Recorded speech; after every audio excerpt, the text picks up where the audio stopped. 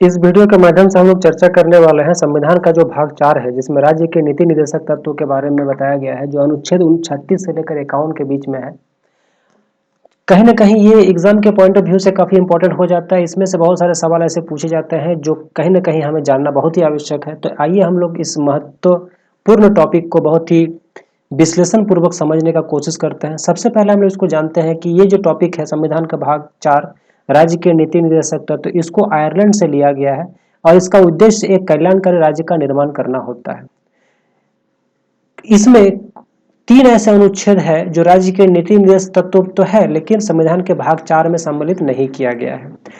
तो वे कौन कौन से हैं? भाग 16 का अनुच्छेद नंबर 335। इसमें क्या होता है कि पदों पर अनुसूचित जाति एवं जनजाति को आरक्षण, राज्य का कर्तव्य है कि वो अपने राज्य के पदों पर अनुसूचित जाति और जनजातियों के लोगों को आरक्षण दे। और भाग 17 अनुच्छेद 350 ए, इसमें राज्य का कर्तव्य है कि वो अपने राज्य के प्रारंभिक शिक्षा स्थानीय भाषा में प्रदान करे। और भाग 17 के अनुच्छेद 351 में हिंदी भाषा का विकास करना भी राज्य का कर्तव्य है। तो इस प्रकार से ये जो 3 बातें हैं जो कहीं न कहीं भाग 4 में नहीं उल्लेख किया गया है, लेकिन ये भी डीपीएसपी का ही यानी कि राज्य के नीति निर्देशक तत्व का ही एक भाग है। उसके बाद हम लोग देखते हैं 36 से लेकर 51 के बीच में ऐसे कौन-कौन से अनुच्छेद है और उस अनुच्छेद का मुख्य रूप से क्या भूमिका है। सबसे पहले अनुच्छेद 36 में नीति निर्देशक तत्वों की परिभाषा दी गई है। आपको अगर सवाल पूछा जाए कि नीति निर्देशक तत्व की परिभाषा अनुच्छेद किस अनुच्छेद में दी गई है, तो आपको याद रखना है कि ये स्टार्टिंग 36 में ही दिया गया है और नीति निर्देशक तत्वों को 36 से लेकर और 51 के बीच में बांटा गया है। अनुच्छेद 37 यानी कि 37 में क्या है कि नीति निर्देशक तत्वों को न्यायालय में चुनौती नहीं दी जा सकती तथा नीति निर्देशक तत्व पूरी तरह से राज्य पर निर्भर करते हैं, ये बताया गया है अनुच्छेद 37 में। अनुच्छेद 38 राज्य का कर्तव्य है कि वो लोगों के कल्याण के लिए सामाजिक, आर्थिक और राजनीतिक कल्याणकारी कार्यक्रम चलाएं और राज्यों की आय और सुविधाएं एवं अवसरों की असमानता को भी कम करने का भी बात किया गया अनुच्छेद 38 में। अनुच्छेद 39 में यह राज्यों के सामाजिक कर्तव्यों का व्याख्या करता है। कौन कौन से कर्तव्यों का व्याख्या करता है? तो नागरिकों की पर्याप्त संसाधन उपलब्ध कराना, नागरिकों को सार्वजनिक संपत्ति की सुविधाएं उपलब्ध कराना, पुरुषों एवं महिलाओं को समान कार्य के समान वेतन देना, नागरिकों के स्वास्थ्य की देखभाल करना और बच्चों को खुशनुमा माहौल उपलब्ध कराना, ये अनुच्छेद 39 में राज्य के सामाजिक कर्तव्यों की व्याख्या करता है।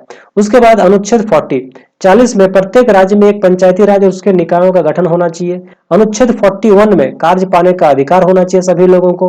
अनुच्छेद 42 में कार्य को करने के लिए न्याय संगत और मानवीय दशाएं देना भी राज्य का कर्तव्य होता है। अनुच्छेद 43 में साथ ही साथ महिलाओं के प्रसूति सुविधाएं देने का और उपलब्ध कराने का भी कर्तव्य राज्य का है। अनुच्छेद 42 में यह बताया गया है।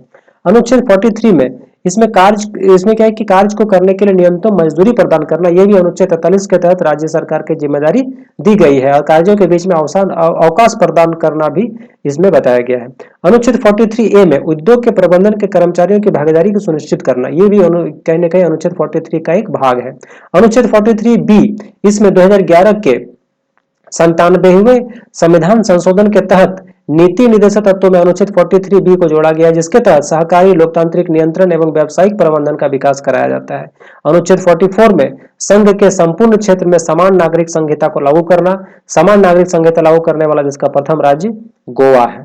उसके बाद अनुच्छेद 45 में 0 से लेकर 6 वर्ष की उम्र तक बच्चों को निःशुल्क एवं अनिवार्य शिक्षा प्रदान करना, यह अनुच्छेद 45 के तहत यह बताया जाता है।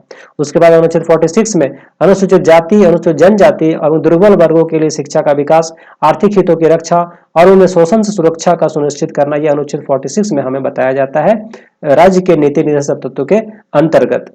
उसके बाद अनुच्छेद 47 में लोक स्वास्थ्य की रक्षा के लिए राज्य किसी भी खाद्य पदार्थ एवं मादक पदार्थ का प्रतिबंध लगा सकता है, ये भी अनुच्छेद 47 के द्वारा राज्य का ये कहीं न कहीं अधिकार है, जो हमने पिछले कई महीनों से देख भी रहे हैं किसी किसी राज्य सरकार के द्वारा किसी किसी मादक पदार्थों पर प्रतिबंध लगाया जा रहा है। अनुच्छेद 48 के तहत हम देखें तो इसमें राज्य में कृषि पशुपालन एवं वैज्ञानिक प्रणाली का विकास और गौ वध पर प्रतिबंध लगाने का भी अधिकार 48 के तहत राज्यों को दी गई है।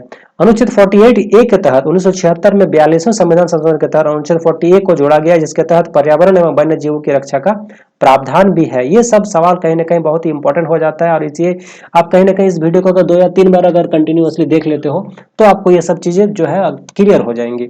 अनुच्छेद 49 में राष्ट्रीय स्मारकों की सुरक्षा करना ये राज्य की जिम्मेदारी दी गई है।